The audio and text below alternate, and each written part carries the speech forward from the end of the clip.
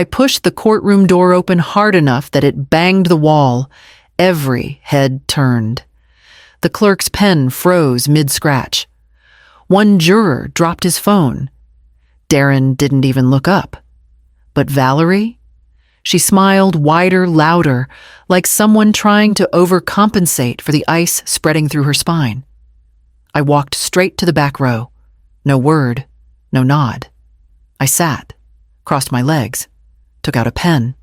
The judge cleared his throat. He glanced at me again, blinked twice. As I was saying, he paused. We'll proceed. Valerie shifted her weight. Her voice was sweet poison. Your Honor, I just want to reiterate how deeply concerned I am for my daughter's well-being. Darren's recent challenges have made it clear he can't manage even his own care, let alone provide a stable home. I watched Darren then. His jaw tensed. His fingers curled slightly, then relaxed. He stared at the table like he'd melted into it. He has no income, no mobility, no support system. Valerie continued, now fully turned toward the bench. I, on the other hand, have a stable job, a healthy environment, and an extended family who... She stopped, because the judge raised his hand and finally spoke. Just a moment. His eyes locked on mine. Excuse me, are you... He didn't finish. His voice dropped. What are you doing here? The room stilled. Valerie turned her head. Slowly, the color drained from her cheeks. Darren looked up at last. I didn't answer. I just opened my notebook. The judge shook himself. Well, let's proceed. But the rhythm had broken. Valerie's confidence cracked. Her voice faltered slightly as she read from her prepared notes. I believe joint custody isn't realistic given Darren's current diminished capacity. She threw a look back at me, daring me to speak. I didn't. I scribbled a line on the pad and underlined it. Twice. The hearing continued. Dry language. Custody recommendations. Financial affidavits. Valerie's attorney brought up Darren's medical records and a motion to remove his visitation rights. A blow designed to land while no one was watching. But I was watching now. I noted every name, every date, every exhibit they presented. When the judge adjourned for the day, no one moved at first. Then Valerie stood, gathering her folder too quickly, her hand trembling. Outside the courtroom, Darren waited near the benches. He looked smaller than I remembered. He didn't speak. Neither did I. Valerie stepped between us. You showed up, she said flatly. I met her eyes. Said nothing. She smiled again. Thinner this time. You're not listed on anything. There's no place for you in this. I stepped aside. She herded Darren toward the elevator. He didn't resist. He didn't look back. I turned, walked the other way, and pushed open the courthouse door without slowing down. The air outside was colder than I expected. I crossed the parking lot, fast, got into the car and shut the door. My hands didn't shake. My breath didn't catch. I just sat there, watching them drive away, watching until their car disappeared past the light. Then I reached across the seat, pulled out the file I'd brought and opened to the first page. The title deed still had my name on it. And below that, in small typed print, one line I'd circled twice. Transfer of ownership void if forged under duress. I tapped the corner of the page once, then closed the file. I turned the key in the ignition, not to drive off, just to warm the car. And I watched the courthouse steps, empty now, while the heater clicked alive. I left the courthouse behind them. Steps deliberate, slower than theirs.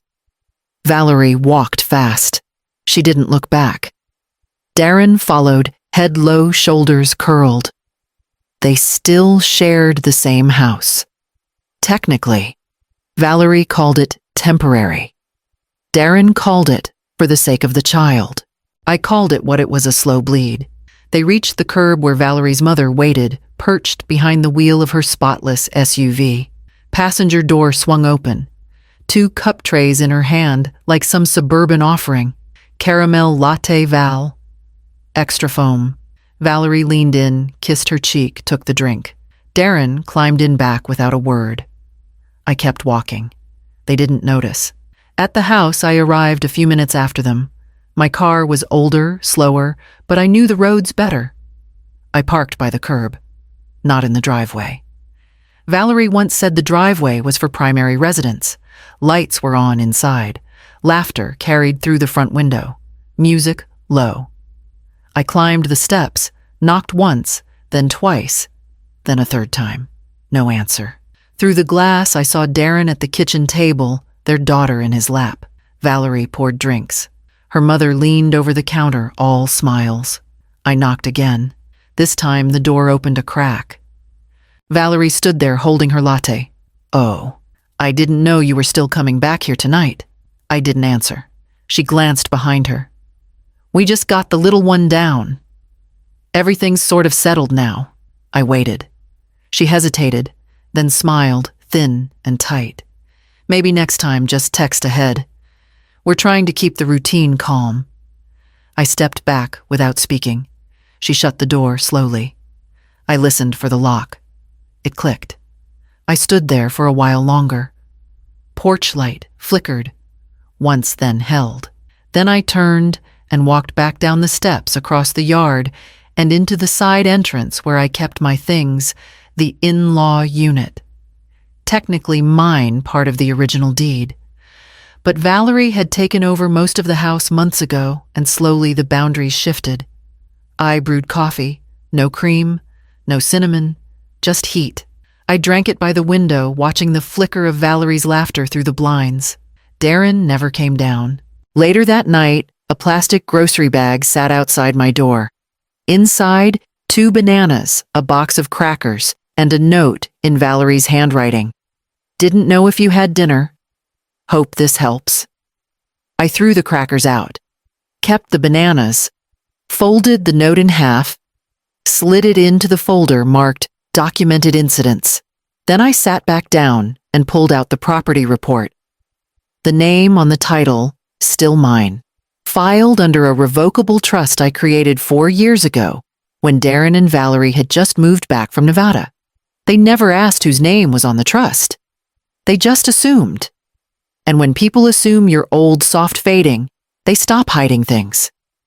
That's when I started writing again.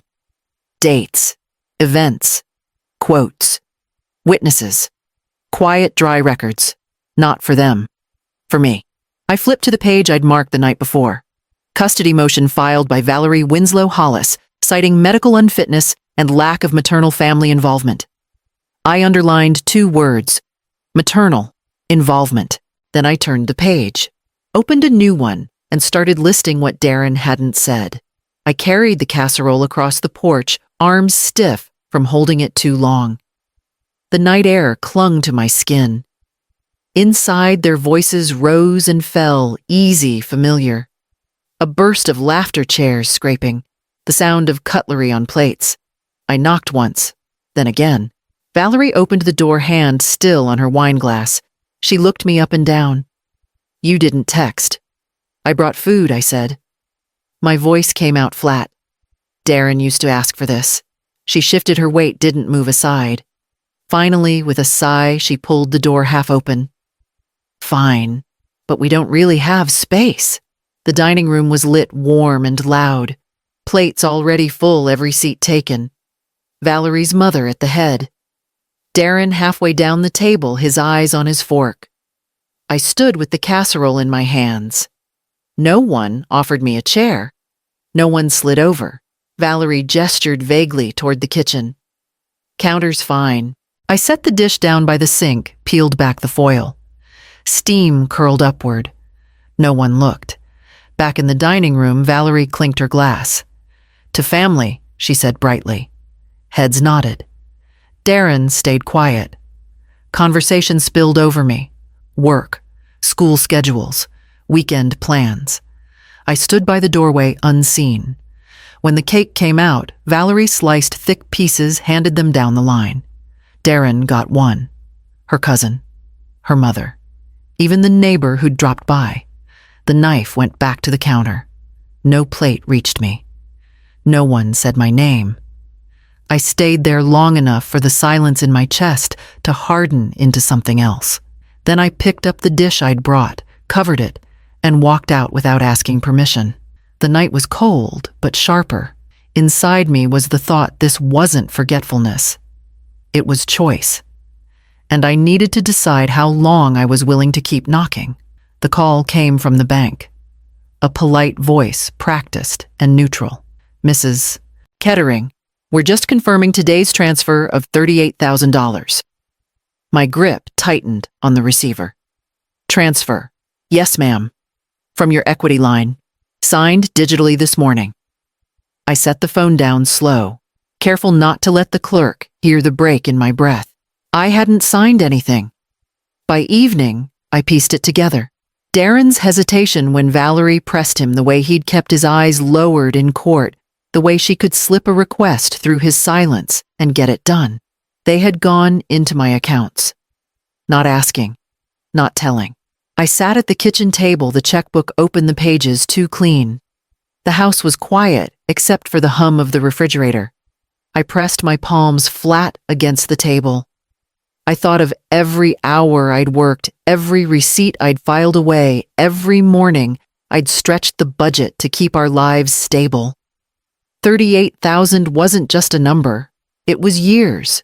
It was insulation against storms. It was the difference between safety and begging. I wanted to call Darren.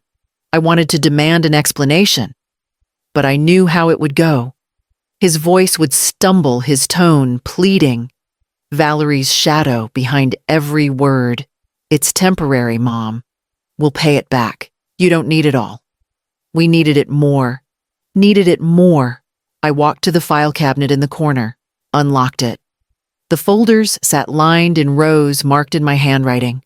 Mortgage, taxes, utilities, insurance.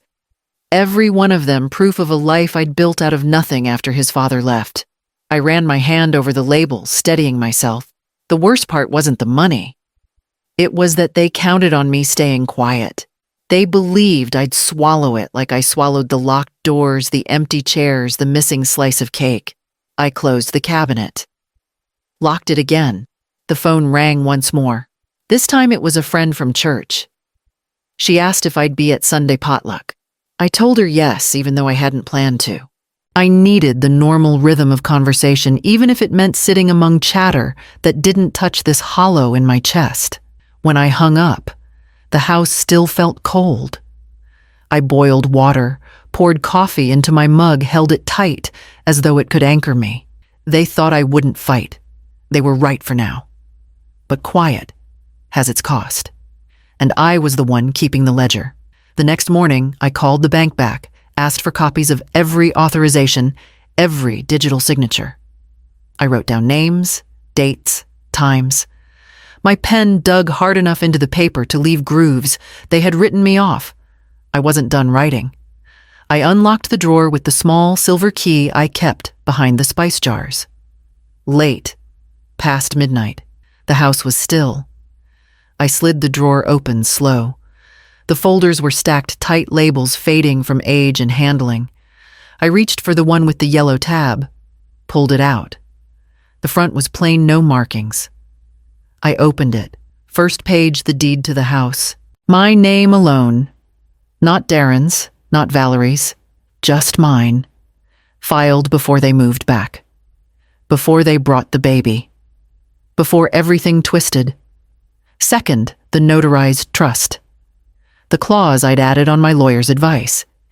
If any beneficiary engaged in fraud, coercion, or misuse of funds, immediate forfeiture. I read that line again. My pen mark still underlined it. Third, a letter. My husband's handwriting. Slanted, careful. If they ever corner, you don't speak first. Let silence scare them. But keep the paper. I folded the letter back, laid it gently inside. At the bottom of the folder, clipped to the inside cover, was a note I had written 2 years ago. For when they forget who I am. No signature, just those words. I sat down. let the folder rest on the counter.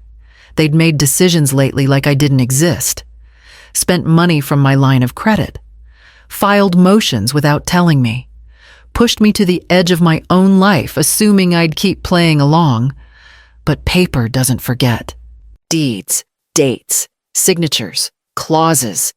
They'd erased me in conversation, in photos, in invitations, but not in the records, and records don't flinch. I slid the folder back into the drawer, locked it, returned the key to its place. Then I filled the kettle, flicked it on, and stood still until the boil. I made coffee, no sugar. Sat at the table and watched the steam rise. Across the room, the red light on the answering machine blinked. One message, probably a reminder from the pharmacy. Maybe a robocall. I didn't check. Instead, I opened the second drawer where I kept backup copies. Flash drives, old receipts, scanned documents. I found the thumb drive labeled 2019-2021, plugged it in, pulled up the digital copy of the trust, saved it to my desktop again, backed it up to the cloud, then printed one more hard copy and slid it into an envelope. On the front, I wrote, "To be opened if things escalate." Then I made another envelope. Blank. No label. Same contents. That one I'd drop at a safe place tomorrow. Somewhere they wouldn't look. Somewhere I still had a name that meant something. I stepped into the courthouse corridor and walked straight past the security desk. No badge, no appointment, no apology. Second floor, East Wing. Custody hearings were backed up that week, so the benches were crowded. I didn't sit. I stood near the wall file tucked under my arm. The elevator opened behind me. I heard heels, a soft throat clear. Then, "Excuse me, are you Dr. Hollis?" I turned. A woman in her 40s, hair and a tight twist court badge clipped to her jacket. She smiled. I knew it. "You taught my evidence class. Cornell Law, 2004. I nodded once. "You worked under Judge Hawthorne." "I still do," she said. "I'm his clerk now." She lowered her voice. "He wasn't expecting you last week." "You shook him." "I wasn't on the docket," I said. Her smile didn't fade. "Doesn't mean you didn't belong there?" We stood in silence a beat too long. Then she leaned in. "They're saying your daughter-in-law's going for full custody." "She is." The clerk's eyes sharpened. "You're not listed on anything. But you came anyway." I watched. "That's enough for now." She hesitated. Then her tone shifted professional again. "If you ever want the public motion records, I can help. Just ask." She turned and walked away before I could reply. I stood there, letting the buzz of lawyers and parents and bailiffs hum around me. They didn't know. They thought I was just the mother. Just background. Just noise. But I remembered every hallway, every form, every tactic. I had trained half the judges in this building. I stepped into the back of the courtroom. Valerie was already seated, legs crossed, her lawyer whispering beside her. Darren sat beside them, shoulders stiff, a tie too tight. He didn't see me. Valerie did. Her eyes flicked toward me, then away. She hadn't expected me to keep showing up. The judge entered, called the session to order. A continuance was filed, something about witness coordination. Nothing moved forward. No rulings, just noise, delay, positioning. I stayed until the last word. As the courtroom emptied, I slipped out through the side exit. Down the stairs into the parking lot. I didn't drive home. I turned left at the corner, walked 2 blocks, and entered the small office with the green awning. Law offices of Margot Levitt. Receptionist looked up. "Do you have an appointment?" "I'm here to leave something," I said. I pulled the sealed envelope from my bag. The backup copy of the trust. My name, the clause, the trigger. "Tell Margot to hold this for me. She'll know why." The woman took it without question. Outside, I kept walking. Cold air pressing in now. But something else warmed the space between my ribs. Not satisfaction, just clarity. They thought I was bluffing. But I never taught bluffing. I taught consequences. And some doors remember who built them. The papers hit the clerk's desk with a snap. Valerie stood tall, her lawyer right behind her, handing over the motion. Sole custody. No hesitation. No shame. I sat in the gallery, hands folded in my lap. The bailiff called the case. Darren shifted uneasily at the respondent's table. His tie was crooked, his hands restless fingers tapping against the wood. He looked smaller than I'd ever seen him. Valerie's voice carried clear, confident. Your Honor, the father cannot provide proper care. His disability limits his mobility.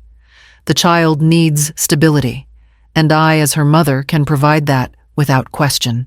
She paused for effect, then twisted the knife. Furthermore, there is no maternal family support in the home. His mother doesn't contribute financially. She is just there. My jaw tightened. The words slid across the room like grease. Darren didn't look up, didn't speak. His lawyer tried to object, citing Darren's involvement with school medical visits, daily routines.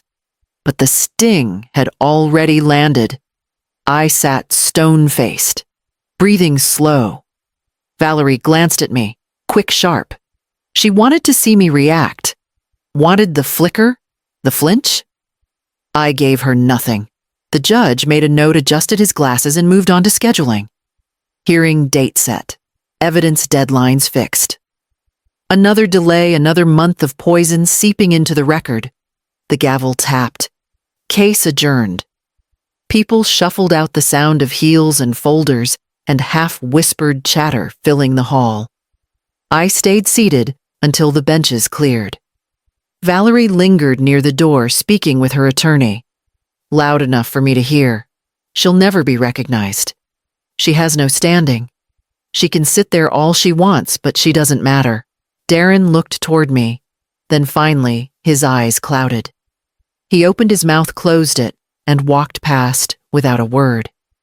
I rose slowly, gathered my bag, stepped into the aisle. Outside in the corridor, the fluorescent lights buzzed. Cold air drifted each time the front doors opened. I caught a glimpse of Judge Hawthorne's assistant across the way. She met my eyes briefly, then turned back to her stack of files. She knew. They all knew, but knowing wasn't the same as speaking. I left the courthouse alone, walked the long block to my car, unlocked the door, sat behind the wheel, and let my hands rest on the steering wheel.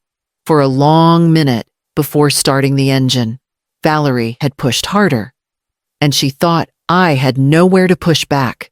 That night at my kitchen table, I opened a fresh folder, labeled it in black marker custody, Valerie versus Darren.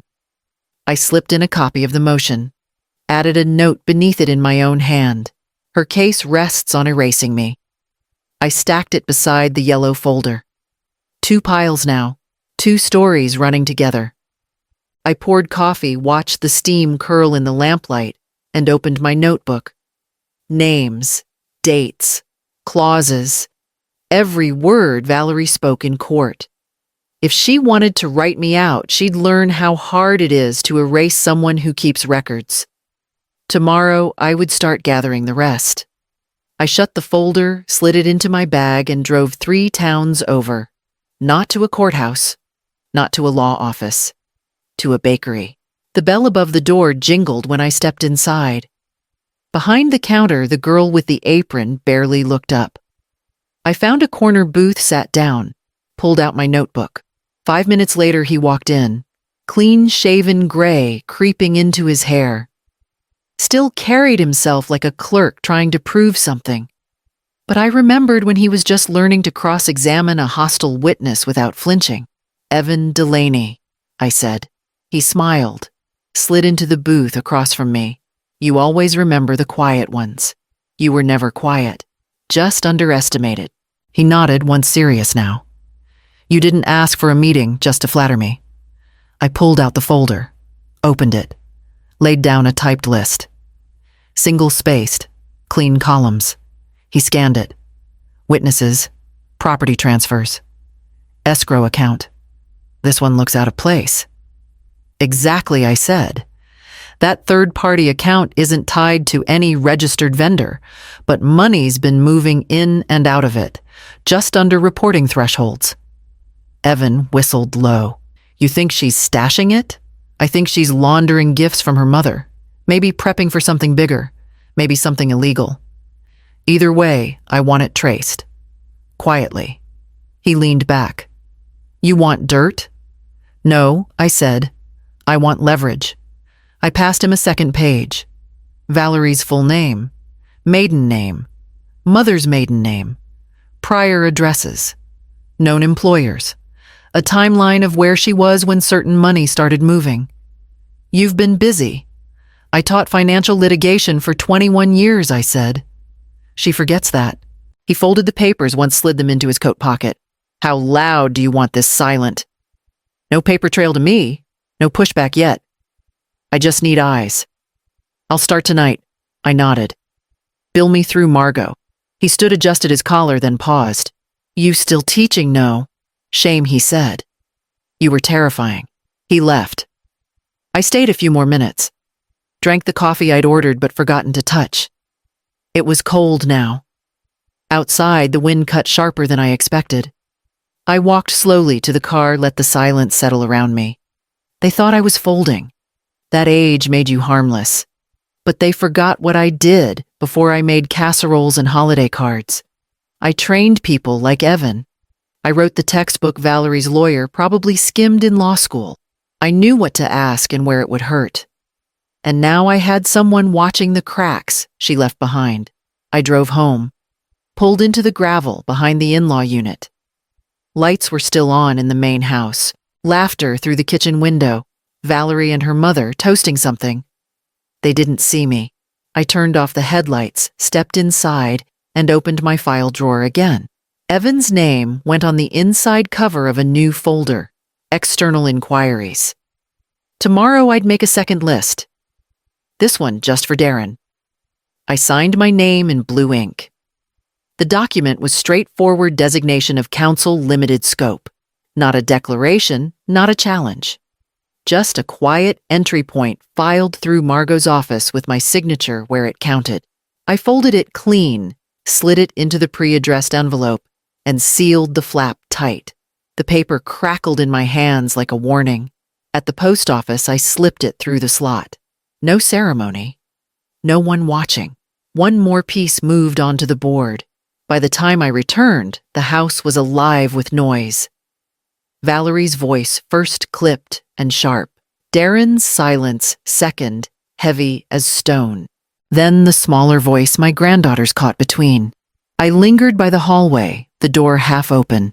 Valerie knelt in front of the girl, eyes locked, tone syrup sweet. Remember what I told you, honey?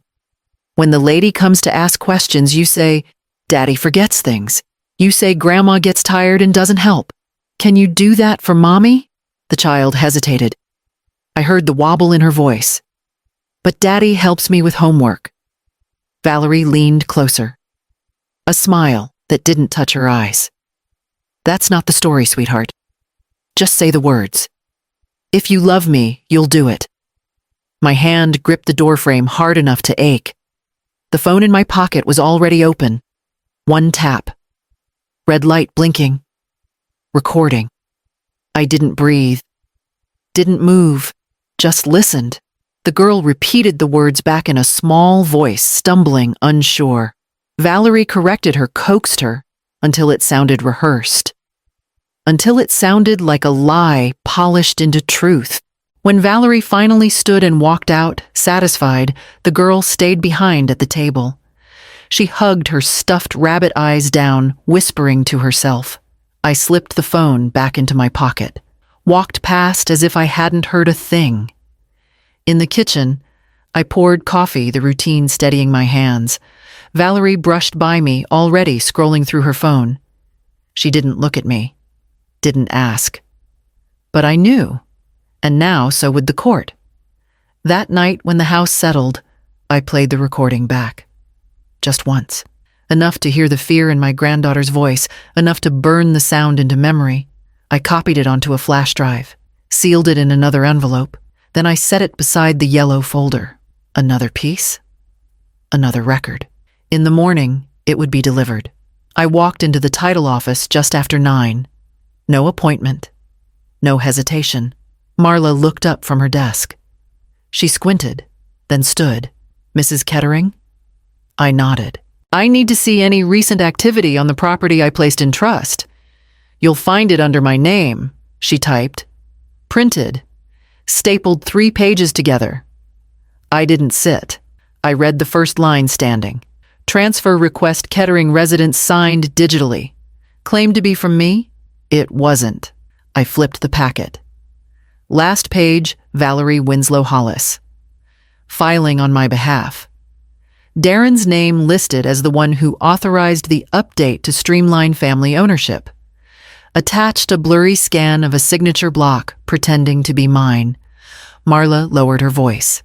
It didn't pass the match check. Signature pattern was flagged. Trust clause didn't allow title reassignment.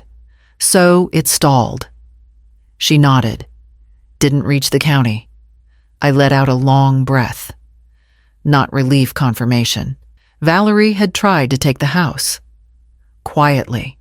And she would have succeeded if not for the small mechanical eyes of the title office. I handed the packet back. Make me 3 certified copies. By noon, the folder was sealed and handed to Margot. I stood in her office as she flipped through it, face unreadable. She tried to file this, she did. But I never gave up the deed. The trust holds everything. And the clause still stands. Margot tapped her pen. Forgery, fraud, possibly theft. I said nothing. She looked at me. You want to go public with this not yet. Let her keep thinking no one saw. That night I stood by the window of the in-law unit. From this side of the gravel path I could see straight through the kitchen window of the main house. Valerie and her mother stood over a laptop, laughing, glasses of wine raised. Darren walked by in the background, head low. They still thought it was theirs. I didn't move, didn't blink. They didn't see me, but the house still carried my name. Every wall, every tile, every square foot. I turned off my light, locked the door behind me, and opened the yellow folder. I added a new tab, title interference, flagged and blocked. Then I wrote 1 line under it. She reached for something that was never hers. Across the table sat the trust. I slid it open, found clause 14, underlined it again. If they touched the trust with malice, they forfeited everything. I printed the flagged signature page, clipped it to the top. Then I poured coffee. No sugar, no cream, and waited for the binder to dry. I clicked each ring shut, one by one.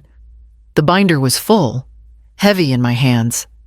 Color-coded tabs ran down the side: green, property; blue, banking; red, violations; receipts, transfer slips, printouts, dated, signed, cross-referenced. Everything Valerie and Darren assumed I wasn't keeping track of. I parked 1 block from Margot's office, walked the rest on foot. Binder in my bag, spine upright like a blade. The receptionist waved me through. Margot stood when I entered. I placed the binder on her desk, opened it to the red tab. Start here. She flipped slowly. Her lips tightened as she scanned the flagged title attempt. The escrow transfers the withdrawal history on my line of credit. I slid a sheet protector from the back pocket. Inside the page from the trust. My handwriting in the margin. The key clause circled twice. Clause 14. If any heir engages in fraud, coercion, or unauthorized use of trust-controlled assets, their rights and access are revoked in full. No restitution, no appeal. Margot leaned forward. This clause is clean. It holds. It was notarized. I added it when Darren moved back. I'd already seen the signs. She kept reading. So the attempted title transfer, plus the forged signature, and the access to the equity line. Valerie's voice on the recording, instructing my granddaughter to lie. Margot tapped the edge of the binder. She's not going to see this coming. She doesn't have to, I said. Not yet. I stood. Margot stood with me. You're sure you don't want to file yet? Not until they try again. She nodded. We'll keep it sealed. But if they touch anything else, this binder becomes the sword. I walked out. Binder left behind. My back straighter than it had been in weeks. At home, I opened the yellow folder, added one more page, a photocopy of the trust clause. On the bottom, I wrote, "Delivered to counsel. Trigger waiting." Outside, the wind had picked up. I saw Valerie's mother loading something into the back of her SUV. Valerie stood at the porch steps, clipboard in hand. Boxes behind her. I stepped away from the window. Whatever they were planning, it was moving fast. Good. Let them accelerate. Let them try. Let them put it in writing, because now I had a ledger, and the penalty for forgery was already signed. I heard the shuffle before the knock. Slow, hesitant. When I opened the door, Darren stood there, leaning slightly on his cane. He didn't ask to come in. He moved past me carefully, each step a quiet strain, and eased himself into the kitchen chair. I closed the door behind him. He didn't speak at first, just rubbed his palms together like he was trying to wake them up. His shoulders hunched, but not from cold. She gave me a deadline, he said. Valerie. I waited. She wants the house in her name. Full ownership. She's already got the custody motion ready. Says if I don't give her what she wants, she'll testify you're mentally unfit. Still, I said nothing. She said she'll make it stick. He added, voice tight. She's got people ready to back her neighbors, that therapist she sees. Said you're isolated. Said you're paranoid. That you made things up to sabotage her. My hand didn't move from the coffee mug. She said, I have to choose. Sign the divorce. Give her the house. Or let her go after you. He looked at me. Mom, he whispered. She said she'd destroy you in court. I took a breath. Short. Steady. And what did you say? He swallowed. I said I needed time. I nodded. Not at his answer. At the inevitability of it. She doesn't know about the binder, I said. He shook his head. No, I haven't told her. But she's pushing hard. She thinks if she keeps moving fast, she can trap both of us. I reached into the drawer, pulled out the yellow folder, opened it, turned to the photocopy of Clause 14, slid it across the table. He read it. Twice. His mouth opened, then closed. She already triggered it, I said. The forgery, the bank access, the false statements in court. You know that. He nodded barely. You helped her, I added. Not cruel, not loud, just truth. His eyes dropped. I didn't know she filed those papers, he muttered. I didn't know she went that far. I slid the folder back. But you gave her access. To my accounts, my trust, my home. He looked up, shame deep in the sockets of his face. I thought we were just trying to make it easier, that she was stressed. You didn't think she'd turn it on you, I said. He didn't argue. I stood, refilled the coffee. Didn't offer him any. She wants control, I said. She's used your guilt, your fear, and now she's testing your limits. He buried his face in his hands. She's going to leave, take the kid, take everything. She can try, I said. When he looked at me again, I saw it. Not trust, not resolve. Just a man who realized he'd handed over the knife, then watched it twist. She has no idea what you're holding, does she? He said softly. No, I said. But she will. I closed the folder, locked it back in place. I walked into court 15 minutes early. No lawyer by my side, no briefcase, just a plain folder in my hand. Valerie turned, smiled. Wide, too wide. The kind of smile people use when they think they've already won. She wore a tailored blazer, one hand on Darren's shoulder like it was a trophy, the other holding a binder she wanted the judge to see. I didn't look at her. I sat 2 rows back aisle seat. I kept the folder in my lap, fingers resting lightly on it. The judge entered. Hawthorne, same as before. He looked tired, ready to move the case along. The clerk called the case. Valerie's lawyer stood, recited everything like it had already been stamped. Motion for full custody. Supplemental motion for asset control. Emergency filing pending mental fitness review of the paternal grandmother. That was me. I didn't blink. Valerie glanced at me again.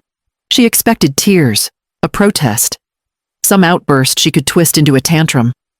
I stood, walked forward, quiet steps, folder in hand. The clerk looked up. I didn't say a word. I placed the folder gently on her desk. She hesitated, looked to the judge. He raised an eyebrow. Is that entered sealed evidence? From Mrs. Lena Kettering, the clerk replied. Approach, the judge said. They opened it together. Inside, a certified copy of the deed in my name, the flagged forgery attempt, bank records showing unauthorized transfers, a sworn affidavit from the title officer, a notarized clause from the trust circled in red, a flash drive, labeled custody coaching, recorded 9:42 p.m. The clerk plugged in headphones, played 15 seconds. Eyes widened, paused, whispered to the judge. His face didn't change, but the tone of the room did. Valerie's lawyer shifted in his seat, whispered something fast. The judge held up a hand. This will require review. We're pausing all pending motions until this supplemental evidence is processed. Both parties are ordered not to discuss this case publicly. Next hearing, scheduled within 10 business days. Valerie opened her mouth, then closed it. Her smile didn't return. I walked past her as I left. No glance, no comment. Outside, the air hit sharp. The wind caught the edge of my coat. I didn't go home. I walked 3 blocks, sat in the cafe across from Margot's office. I stirred my coffee, watched Valerie rush from the courthouse steps phone, already pressed to her ear. Her mother right behind her. Darren didn't follow. He stood on the steps, hands in his pockets, face pale. Across from him, the court doors closed, and the folder sat where I left it. I parked 2 houses down, engine off. Windows cracked. The music thumped through the siding. Laughter spilled from the backyard like cheap wine. Valerie stood by the patio lights holding a glass high. To freedom, she said. To control. Guests clapped. Someone whistled. A banner hung across the porch, New Beginnings. Inside, people danced, passed around cake on plastic plates. I counted 5 cars with out-of-state plates. One man in a suit stood near the hedges smoking a cigar. Not family, not a friend. Probably legal muscle. I stayed where I was. Window down, thermos in hand, coffee hot. No sugar. She really thought she had won. From the driveway, I saw Valerie lean in close to one of the guests. A cousin, maybe. She said something, then laughed. Her voice carried, "She's done. She won't last long in court." The judge practically rolled his eyes when she walked in. The guest asked something. Valerie smirked. Her files probably full of scrapbook clippings and expired receipts. Let her try. Another round of laughter. I sipped. Let the bitterness settle. They toasted again. Toasted to the house. Toasted to the clean start.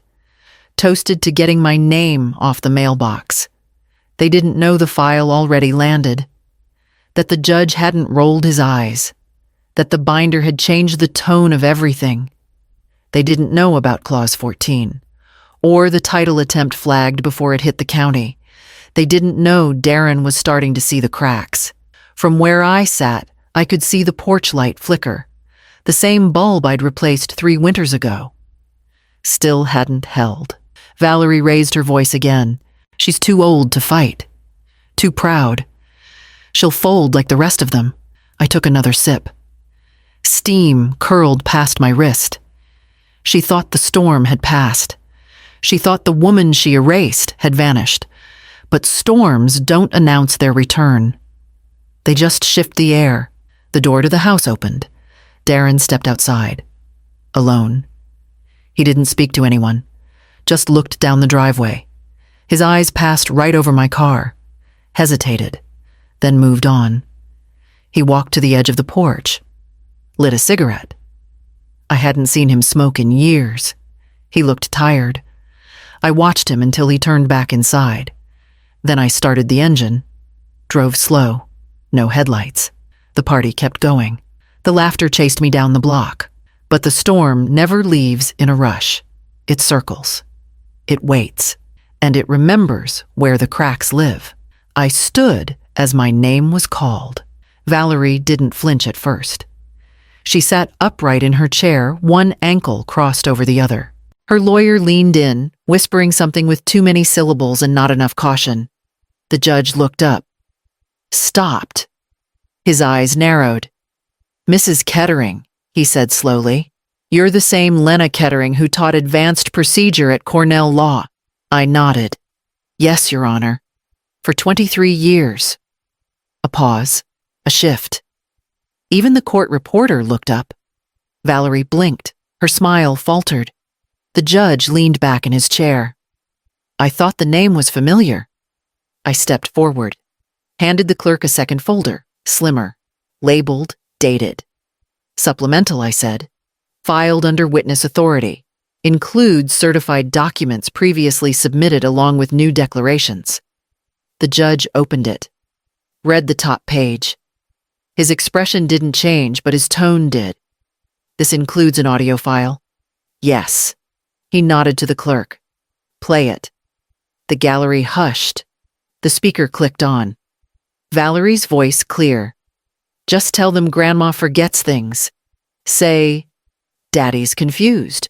We need them to believe it. Okay, it's important. Then the girl's voice. But I don't want to lie. The judge held up a hand. The recording stopped. Valerie turned white. Her lawyer reached for a motion pad, but too late. The judge looked straight at her. You submitted declarations alleging mental unfitness. Did you disclose this coaching? No, her lawyer said. We were not aware.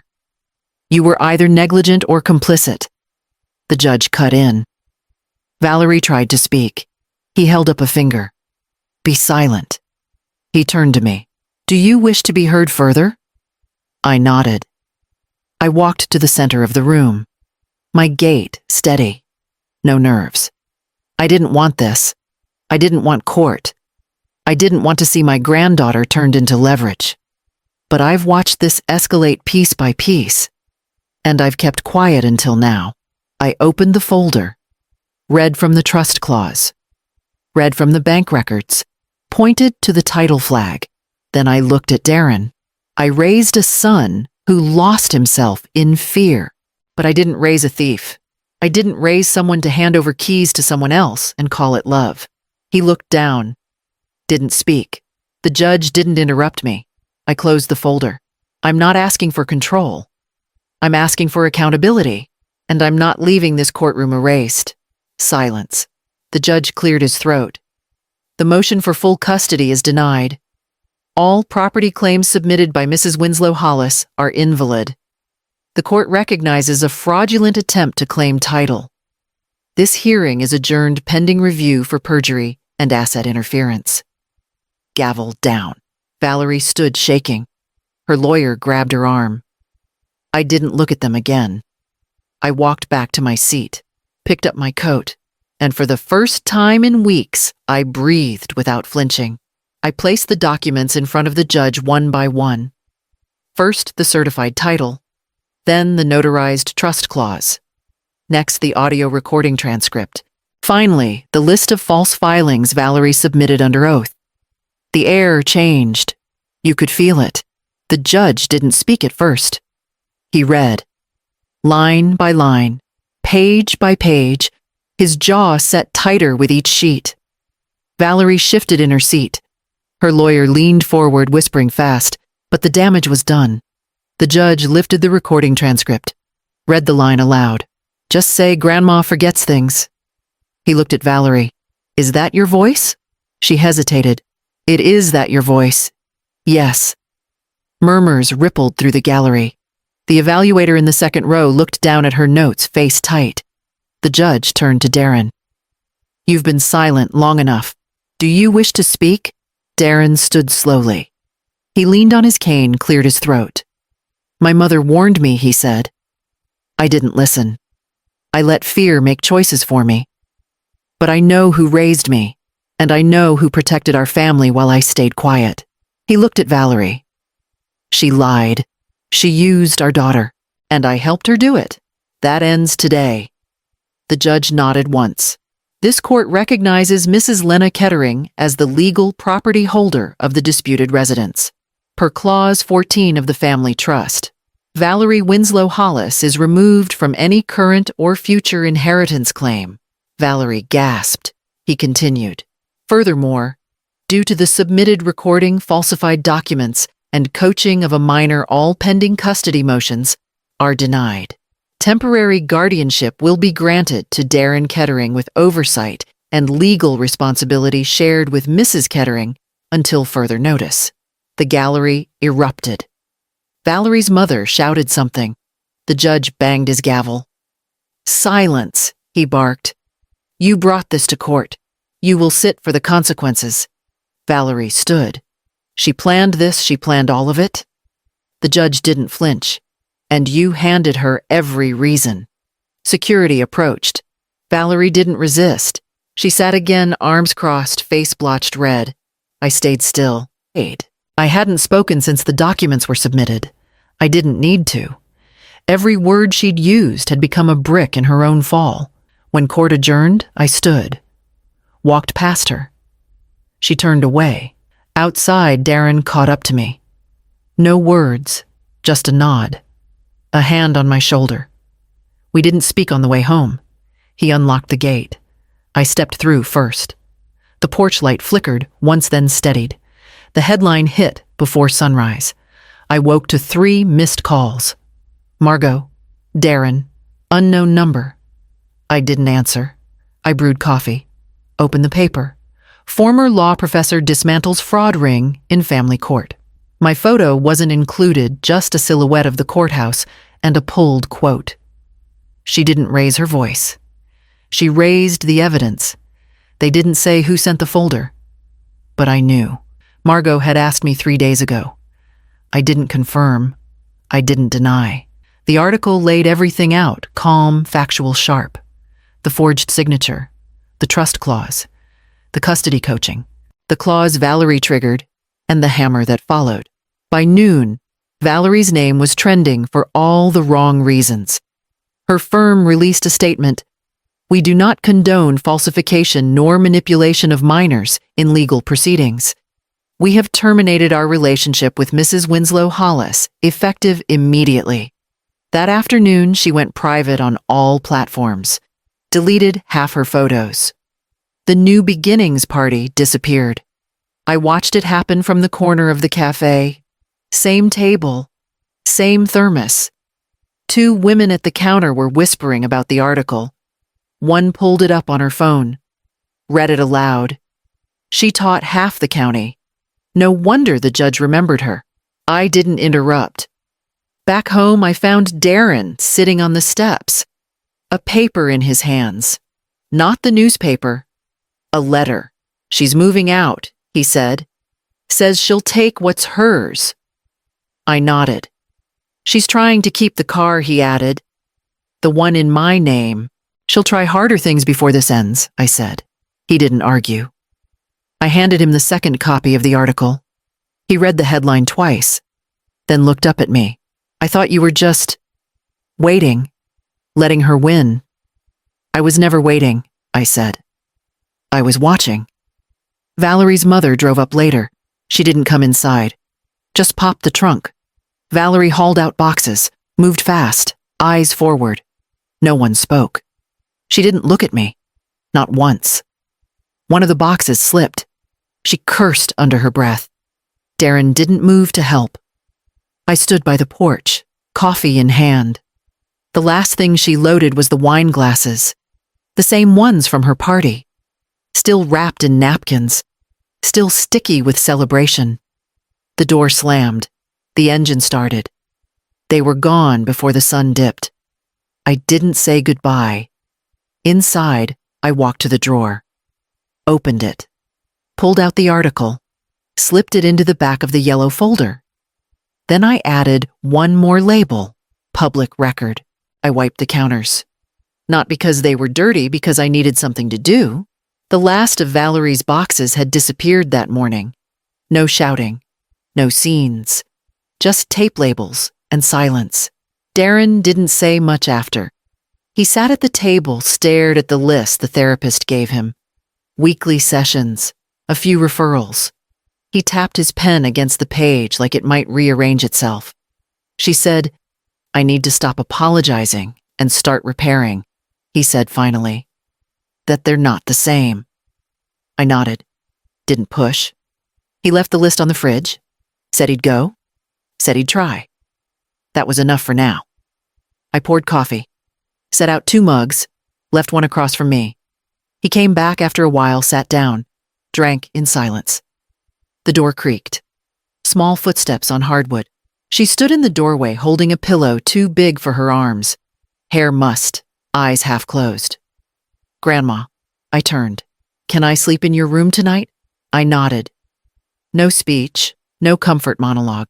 Just stood, took her hand. She followed me down the hall. We passed Darren. He didn't stop us. He just watched. I switched on the lamp beside the bed, pulled the blanket back. She climbed in without a word. I sat beside her, rubbed her back once, twice. "Mom says I talk too much when I sleep," she mumbled. "You can talk here." She smiled. Eyes already shut. The room went quiet. Not the heavy kind of quiet that sits on your chest. The kind that lives in clean sheets and a light left on. I didn't close the door all the way. Left it cracked. Just enough to hear if she needed something. Just enough to remind her she wasn't alone. Back in the kitchen, I turned off the second light. The house held still. No more raised voices. No more slammed drawers. Just the hum of the fridge. The soft tick of the clock. Peace not as a declaration, but as an atmosphere. And it settled in gently, like it had been waiting its turn. I stood in line at the county office with a folder under my arm. No one looked twice. Just another woman with paperwork. When my number was called, I stepped forward, placed the documents on the counter. The clerk glanced at the first page. Property transfer into trust. Yes. Beneficiary, I gave the name, my granddaughter's. Clear. Spelled out. He typed. Printed a new set of forms, slid them across. Initial here, sign here, date at the bottom. My pen moved steady. No hesitation. The clerk stamped each page, the sound sharp final. Then he slid the packet into the completed tray. "It's filed," he said. "You'll receive confirmation in the mail within 10 business days." I nodded. Collected the receipt. Walked out. The sun hit strong as I stepped onto the sidewalk. Papers in my bag.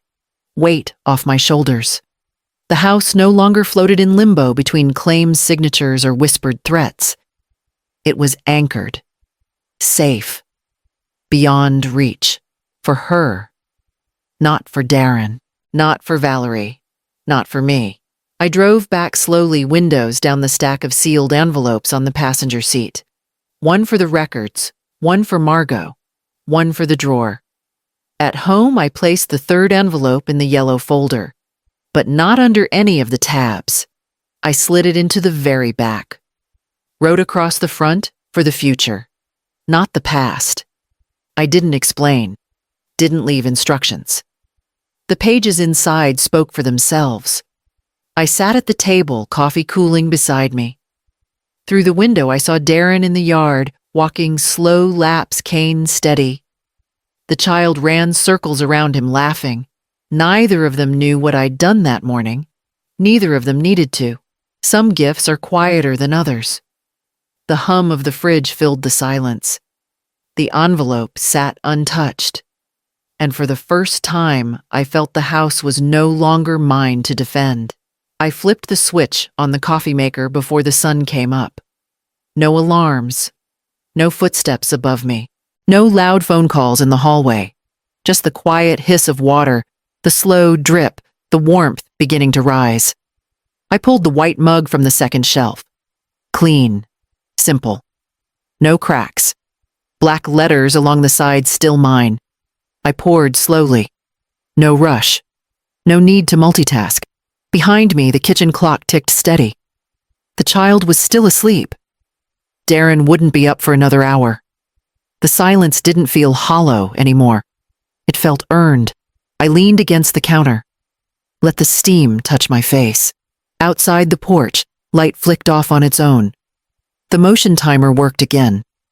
The front yard didn't carry tire tracks or packed boxes. Just the faint trail of chalk drawings left from yesterday. Flowers, sun's a crooked heart.